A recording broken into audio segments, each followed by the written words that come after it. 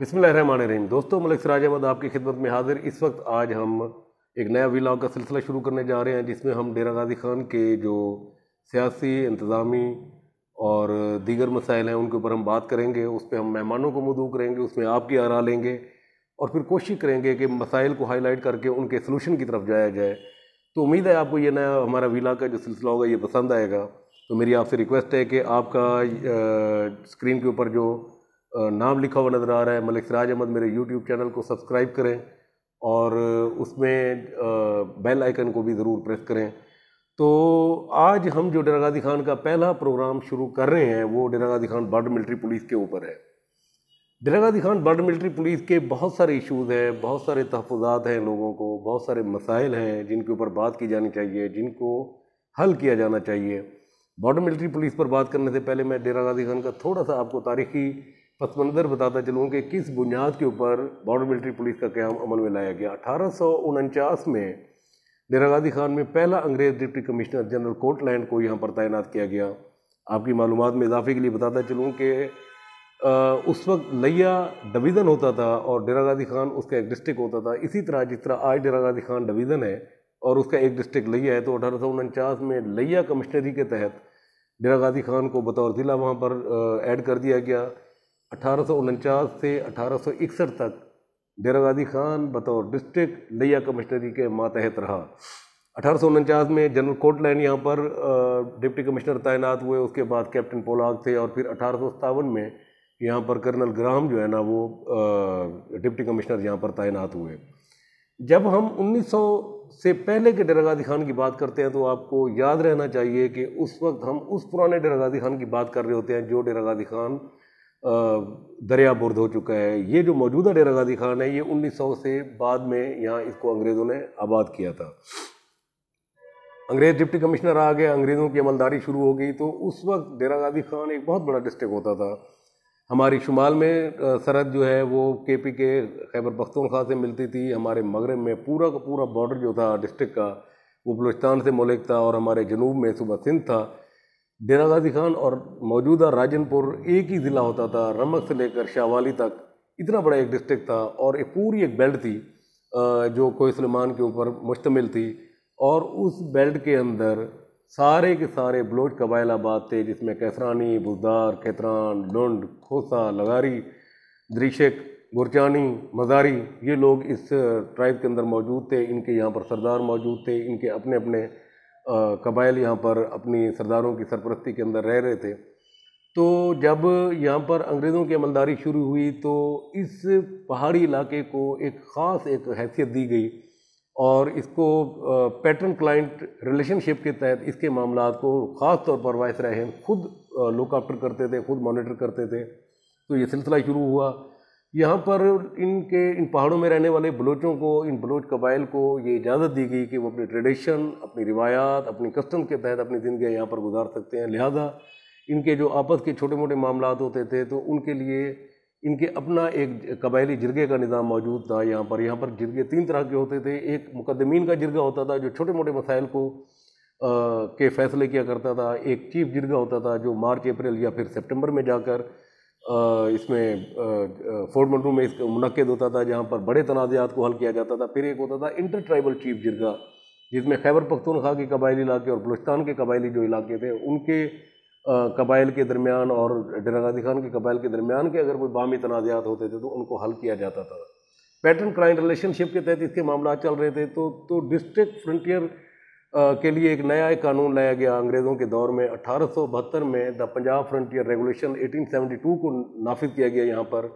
फिर इस इलाके के जो मामला थे वो फिर इस रेगुलेशन के तहत देखे जाने लगे। 1887 में FCR का कानून नाफिज किया गया, फ्रंटियर क्राइम रेगुलेशन, और इस FCR के तहत फिर ट्राइबल एरिया जो डेरा गाजी खान था उसके मामला चलाए जाने लगे। 1887 में ज़रूरत महसूस हुई 1887 के बाद कि जो कबायली इलाका है इसमें अमन व अमान की सूरत हाल को बेहतर करने के लिए और ऑर्गेनाइज करने के लिए एक बाकायदा डिसिप्लिन फोर्स कायम की जाए। तो उसके लिए पहली बार 1890 के अंदर बॉर्डर मिलिट्री पुलिस का क़याम अमल में लाया गया। बॉर्डर मिलिट्री पुलिस बनाई गई। बॉर्डर मिलिट्री पुलिस को डिप्टी कमिश्नर के मातहत किया गया। بارڈر ملٹری پولیس کی فارمیشن اس طریقے سے رکھی گئی کہ ان تمام پہاڑوں کے اندر جتنے قبائل یہاں پر موجود تھے، ہر قبیلے میں سے نوٹیبل جو لوگ تھے ان کے نوٹیبل جو فیملیز تھیں ان میں سے ان کے اہلکاروں کی تعیناتی کی گئی، تاکہ جو بلوچ قبائل ہیں وہ اپنے ان لوگوں کے ذریعے ان کو کنٹرول کیا جا سکے، ان کو ایک ضابطۂ اخلاق اور ایک ضابطۂ قانون کے تحت لایا جا سکے۔ تو بارڈر ملٹری پولیس کی قیام عمل میں لایا گیا۔ بارڈر ملٹری پولیس بنیادی طور پر، چونکہ یہ علاقے پیسفل تھے اور ان کے باہمی تنازعات اگر ہو بھی جاتے تھے تو پھر یہ آپس میں جرگے کے اندر اس کو بیٹھ کر حل کرتے تھے، تو یہاں پر کوئی اتنا زیادہ پرابلم نہیں تھا۔ عموماً یہ جتنے قبائل تھے یہ سب کے سب اپنے سرداروں کے ماتحت تھے، سرداروں کی بات کو مانتے تھے۔ تو تاج برطانیہ نے ایک اور کام بھی کیا، وہ یہ تھا کہ ان کے جو ٹرائبل چیفز تھے ان کو بھی انہوں نے تھوڑا سا امپاور کیا، اور یہ کیا کہ جی ان کو درجہ اول مجسٹریٹ کے اختیارات دیے، وہ دیوانی اور فوجداری مقدمات کے فیصلے بھی کیا کرتے تھے، وہ جرمانے بھی کیا کرتے تھے، وہ لا اینڈ آرڈر کی سچویشن کو اس ٹرائبل ایریا میں کنٹرول کرنے کے لیے بھی اپنا پورا سر رسوخ استعمال کیا کرتے تھے۔ تو یہاں پر بارڈر ملٹری پولیس کا قیام عمل میں لایا گیا۔ 1890 کے اندر جب یہ قائم ہوئی، 1891 کے اندر ایک نئی سیٹ کریٹ کی گئی جس کو بارڈر ملٹری پولیس کے کمانڈنٹ کے لیے ایک سیٹ بنائی گئی۔ یہ کمانڈنٹ بطور پولیٹیکل اسسٹنٹ بھی اپنے فرائض سر انجام دیتے تھے۔ تو پھر یہ معاملات پولیٹیکل اسسٹنٹ کے تھرو ہونے لگے۔ 1901 کے اندر جا کر اس جو ٹرائبل ایریا تھا ہمارا، اس کی سرحدوں کی حفاظت کے لیے بلوچ لیوی کا قیام عمل میں لایا گیا۔ یہ دو پورشن ہو گئے ہمارے، بارڈر ملٹری پولیس اور بلوچ لیوی، یہ دونوں معاملات کو چلنے لگے۔ 1947 میں جب ملک آزاد ہوا تو پھر آہستہ آہستہ گریجولی جو پاور تھیں وہ ان سے لی جانے لگیں۔ 1850 کے اندر ڈی ایکسکلوڈڈ ایریا کا نام دیا گیا، اس کو علاقہ غیر کا نام دیا گیا۔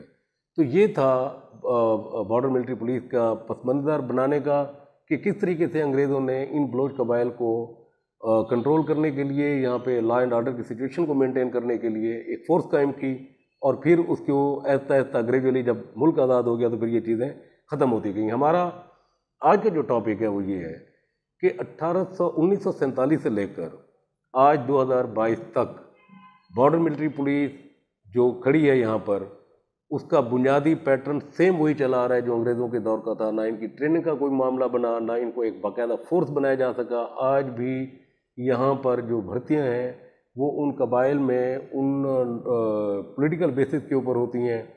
اہلیت کا معیار یہاں پر کوئی اور طریقہ نہیں رکھا گیا، حالانکہ انہی کے اندر میں سے ہی اہل لوگوں کو لایا جا سکتا تھا، لیکن یہاں پر جو اس وقت نوٹیبل ہیں اب بھی ان قبائل کے، وہ ریکمینڈ کرتے ہیں، تب جا کر وہ اس بندے کو پولیٹیکل بارڈر ملٹری پولیس کے اندر موقع ملتا ہے۔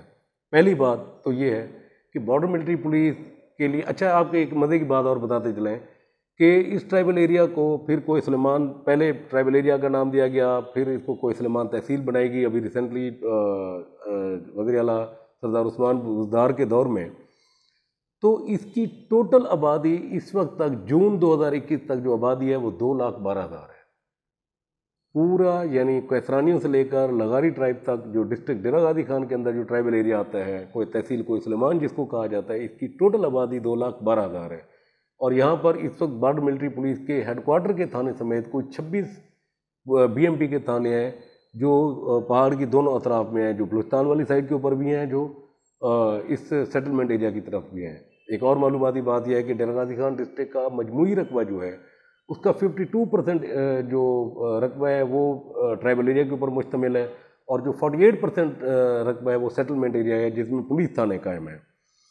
اب سوال یہ ہے کہ یہ ایک ڈیبیٹ چل پڑی ہے، وہ یہ ہے کہ جی بارڈر ملٹری پولیس کو ایک طبقہ کہتا ہے کہ جی ختم کر دینا چاہیے، ایک طبقہ کہتا ہے کہ ہونا چاہیے۔ بلوچوں کا استدلال اس کے اوپر یہ ہے کہ چونکہ بلوچ ٹریڈیشن، بلوچ کسٹم کو یہ لوگ جانتے ہیں، تو لہذا بارڈر ملٹری پولیس کا یہاں پر ہونا ناگزیر ہے، ضروری ہے۔ پولیس وہاں پر اچھا پرفارم نہیں کر سکے گی۔ کسی حد تک ان کی یہ بات ٹھیک ہے کہ پولیس کی اپنی پرفارمنس بھی کوئی اتنی اچھی نہیں ہے کہ ہم یہ کہیں کہ جی بارڈر ملٹری پولیس کو ختم کر دیں، آپ پنجاب پولیس کو وہاں پر لے کر آئیں۔ ان کی اپنی بھی کارکردگی بھی بالکل زیرو ہے، اور خاص طور پہ ڈیرہ غازی خان کے حالات تو ہمیشہ ہی برے رہے ہیں، کبھی اچھے نہیں رہے۔ تو بارڈر ملٹری پولیس کا وہاں پر ہونا وہاں کے لوگوں کے لیے کمفرٹیبل رہتا ہے، وہاں کے لوگوں کو آسانی ہوتی ہے، ان کی زبان کا مسئلہ بھی حل ہوتا ہے، یہ لوگ ایک دوسرے سے آشنا بھی ہوتے ہیں، ایک دوسرے کی سماجی حیثیت کو بھی سمجھتے ہیں، اور پھر ایک دوسرے تک رسائی بھی ان کے لیے آسان ہو جاتی ہے، بنسبت اس کے کہ پولیس اپنی جس طرح اس کی مار دھاڑ کی عادت ہے اور پولیس کا جو طریقہ ہے کار ہے انویسٹیگیشن کا یا ملزمان کا یا پکڑنے کا یا امن و امان کی صورتحال کو قائم کرنے کا، تو وہ کوئی اتنا اچھا اور قابل تعریف نہیں ہے۔ تو اس حد تک تو بلوچوں کا یہ استدلال قابل قبول ہے کہ بارڈر ملٹری پولیس کو ہونا چاہیے۔ سوال یہ ہے کہ کیا اس بارڈر ملٹری پولیس کے اوپر 2,12,000 کی جو آبادی ہے اس کے اوپر مزید کروڑوں روپے خرچ کرنے کی ضرورت ہے؟ کیا اس کو مزید اکویپ کرنے کی ضرورت ہے؟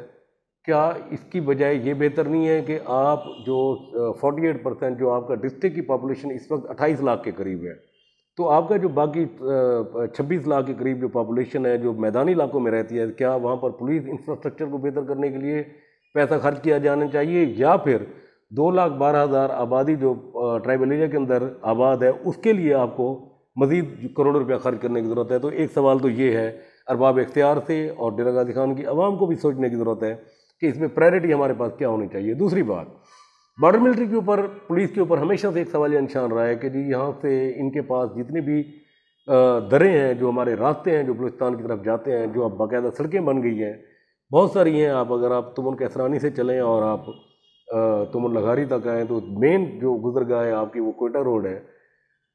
تو کیا یہاں سے جو اسمگلنگ ہو رہی ہے کیا اس کی روک تھام ہو سکتی ہے؟ تو دیکھیں اس میں بہت ساری باتیں قابل غور ہیں۔ پہلی بات تو یہ ہے کہ کیا بارڈر ملٹری پولیس کی فارمیشن اس طریقے سے ہے کہ وہ اسمگلنگ کی روک تھام کر سکتی ہے؟ کیا بارڈر ملٹری پولیس کی ٹریننگ ہے کہ وہ ان کے پاس اسکینرز ہیں؟ کیا ان کی تربیت اس طریقے سے کی گئی ہے کہ وہ منشیات کو دیگر جو اسمگلنگ کا سامان ہے اس کو روکنے کے لیے کچھ کر سکے؟ تو اس کا جواب ہے نہیں۔ سمپل پولیس ہے، سادہ لوگ ہیں، اس میں سے بہت سارے لوگ آج بھی ان پڑھ ہیں۔ بلکہ اس حد تک تو میں آپ کو بتاتا چلوں کہ ایک دفعہ ایک تھانے کے اندر جمع دار جو ہے نا وہ پیش ہوئے بارڈر ملٹری پولیس کے، تو ایک ملزم کا چالان پیش کیا تو جج نے پوچھا کہ یہ کیا لکھا ہے آپ نے؟ تو اس نے کہا جی صاحب مجھے پتہ نہیں ہے، ہمیں ایک ریڈر دیا ہے پڑھا لکھا، تو وہ اس نے لکھ کر دیا، وہ میں آپ کو پیش کر رہا ہوں۔ تو اس حد تک کیفیت ہے۔ آج 2022 میں بھی بارڈر ملٹری پولیس میں بہت سارے سوار، بہت سارے نائب دفعہ دار، جمع دار ایسے ہیں جو پڑھے لکھے نہیں ہیں، اچھا، یا جن کی بڑی واجبی سی تعلیم ہے جو اس فورس کے اندر موجود ہے، لیکن چونکہ وہ علاقے کے اندر رہتے ہیں، ان لوگوں تک رسائی ہے، تو ان کا وہاں پر کردار افیکٹو ہو سکتا ہے۔ اس کو مزید امپروو کیا جا سکتا ہے۔ ہم بات کر رہے تھے کہ کیا بارڈر ملٹری پولیس کے اوپر جو ایلیگیشن ہے کہ یہ اسمگلنگ کی روک تھام کر سکتی ہے یا نہیں کر سکتی، تو دیکھیں بارڈر ملٹری پولیس کی ٹریننگ ہی نہیں ہے کہ وہ اس طرح کے کام کر سکے۔ بنیادی طور پر پرابلم میں ہمارے یہاں ایک جا رہا ہے، جس کی خاطر میں یہ پروگرام کر رہا ہوں۔ ارباب اختیار کو اور ڈیرہ غازی خان کے لوگوں کو یہ پتہ چلنا چاہیے کہ دیکھیں اسمگلنگ کی روک تھام کرنا کسٹم کا کام ہے۔ کسٹم ہوتا ہے جو مختلف چیک پوسٹوں کے اوپر اس کے اہلکار موجود ہوتے ہیں، جو آنے والی گاڑیوں میں آپ کے پاس اسمگلنگ کا پیٹرول، ڈیزل، سگریٹ، غیر ملکی کپڑا، الیکٹرانکس مصنوعات، نان کسٹم پیڈ گاڑیاں، منشیات، اسلحہ، یہ کسٹم حکام کا کام ہے کہ وہ اس کو چیک کرتے ہیں۔ وہ ٹرینڈ ہوتے ہیں، ان کے پاس انٹیلیجنس ہوتی ہے، ان کے پاس اکوپمنٹ ہوتا ہے، ان کا کام ہوتا ہے یہ کرنا۔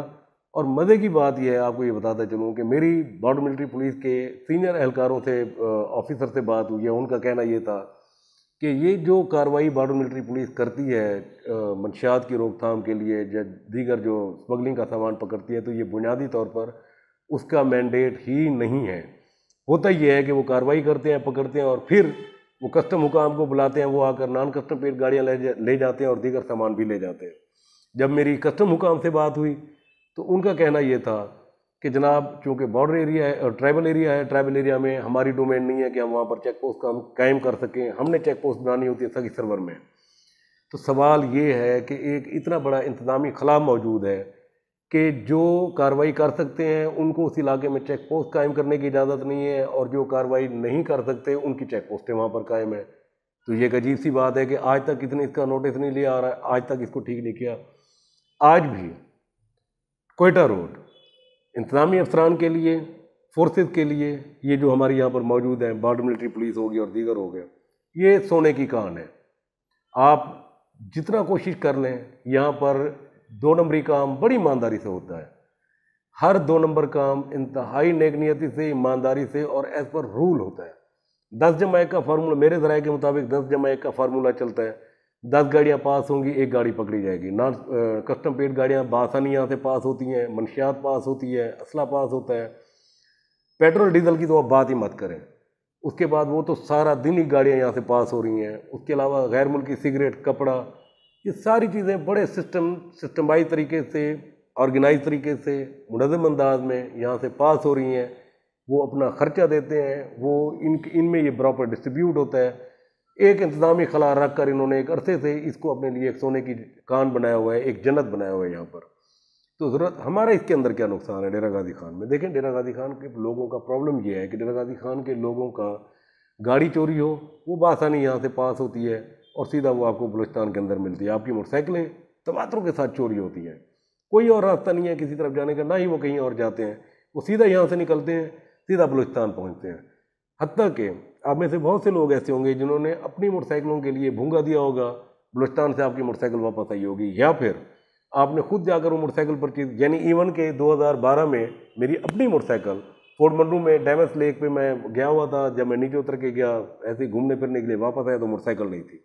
خیر 2-3 دن ہم ڈھونڈتے رہے، تو پھر مجھے پتہ چلا کہ میری موٹر سائیکل اس میں موجود ہے رکنی کے اندر۔ میں وہاں سے نکلا، میں رکنی مارکیٹ میں پہنچا، وہاں پہنچنے کے بعد میں نے جا کر پیمنٹ کی، اور پیمنٹ کرنے کے بعد اپنی موٹر سائیکل لے کر میں واپس نکلا۔ تو ہم ڈیرہ غازی خان کے لوگوں کا ایک نقصان یہ ہے کہ ہماری جو قیمتی گاڑیاں اور موٹر سائیکلیں چوری ہوتی ہیں، وہ بآسانی یہاں سے پاس ہو کر بلوچستان پہنچ جاتی ہیں۔ منشیات، ہم لاکھ کوشش کر لیں ہم اس کو نہیں روک سکتے، ہماری نوجوان نسل تباہ ہو رہی ہے۔ ہمیں منشیات یہاں پر بآسانی دستیاب ہے، جتنی مقدار میں چاہیں، جب چاہیں آپ کو یہاں پر مل سکتی ہے۔ اس کا ایک ہی سورس ہے اور وہ ہے بلوچستان ٹرائبل ایریا، بلوچستان سے ٹرائبل ایریا اور ٹرائبل ایریا سے پھر ڈی جی خان۔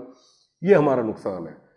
یہاں پہ اسلحہ ناجائز بہت ہے، ہمارے یہاں امن و امان کی صورتحال یہاں پر خطرناک ہو سکتی ہے۔ مجھے سمجھ نہیں آتی کہ ہمارے یہاں پہ نوٹیبل، ہمارے یہاں کے سیاسی قائدین، ہمارے یہاں کے منتخب نمائندے، ہمارے یہاں کے ارباب اختیار اور پھر حکومت پاکستان کیوں اس ایک مسئلے کو حل کرنے میں سنجیدہ نہیں ہے؟ کیوں بارڈر ملٹری پولیس کے نام کے اوپر ایک تماشا ہے لگایا ہوا ہے؟ بارڈر ملٹری پولیس کا کام تو امن و امان قائم کرنا ہے اپنے تھانوں کی حدود میں، اپنی آبادیوں کے اندر۔ ان کا کام چیک پوسٹوں پہ کھڑے ہو کر چیک کرنا نہیں ہے، نہ ان کی ٹریننگ ہے۔ آپ اس کو ایک پراپر سسٹم کے تحت کیوں نہیں دیتے؟ میری رائے اس کے اندر یہ ہے، جو میری سجیشن ہے وہ یہ ہے کہ آپ بارڈر ملٹری پولیس کی چیک پوسٹیں یہاں سے ختم کریں۔ آپ اس روڈ کو بواڈا سے لے کر سخی سرور تک، اور جتنے بھی دیگر روڈ ہیں، مبارکی کا ہے، یک بھائی کا ہے، اور اس سے آگے دروگ موسیٰ کھیل روڈ ہے توسا میں، یا اس سے آگے جتنے بھی روڈ ہیں، آپ ان کو پاک آرمی کے سپرد کریں۔ 2 کام ہوں گے، ایک تو یہ ہوگا کہ آپ کی اسمگلنگ رک جائے گی، آپ کا جتنا بھی کرمنل اور دوسرا جرائم پیشہ افراد ہیں ان کا داخلہ بند ہو جائے گا، آپ کا ٹرائبل ایریا سیکیور ہو جائے گا، آپ کا شہر سیکیور ہو جائیں گے۔ جو پہاڑ کوہ سلیمان کے مشرق کی طرف جو شہری علاقے ہیں، جس میں ڈیرہ غازی خان سے آپ چیک کریں، توسا، ڈیرہ غازی خان، کوٹ چھٹا، جام پور، راجن پور، یہ ایریاز جو ہے نا یہ سیکیور ہو جائیں گے۔ یہاں پر ان کا آنا جانا کم ہو جائے گا۔ بارڈر ملٹری پولیس کو آپ ضرور رکھیں، بلوچوں کو چاہیے، بلوچ اس سے کمفرٹیبل ہیں، ان کو ہونا چاہیے، ان کا رائٹ بنتا ہے، لیکن کم سے کم یہ جو سڑکیں اور یہ جو مین گزر گئے ہیں، اس کو آپ کو چاہیے کہ آپ پاک فوج کے حوالے کر دیں۔ یہ کسی کا کام نہیں ہے، یہ کر بھی نہیں سکتے، یہ کرنا بھی نہیں چاہتے۔ دوسری بات یہ ہے، ایک تو یہ ہوتا ہے نا کہ آپ کے پاس اختیارات نہیں ہیں یا آپ کے پاس وسائل نہیں ہیں۔ اگر ان کو تمام وسائل دے بھی دیے جائیں تو میں بڑے وثوق سے آپ سے یہ کہہ رہا ہوں کہ یہ اختیارات یہ کرنا بھی نہیں چاہتے۔ اس کا نقصان کیا ہو رہا ہے؟ اس کا نقصان آپ کو، مجھے ہو رہا ہے، اس کا نقصان ڈی جی خان کی عوام کو ہو رہا ہے، اس کا نقصان گورنمنٹ آف پاکستان کو ہو رہا ہے۔ آج آپ کو یہاں سے لے کے آنے میں مسئلہ ہے، لیکن آپ مارکیٹوں میں جائیں، آپ کو غیر ملکی کپڑا، آپ کو دیگر سامان بآسانی دستیاب ہے۔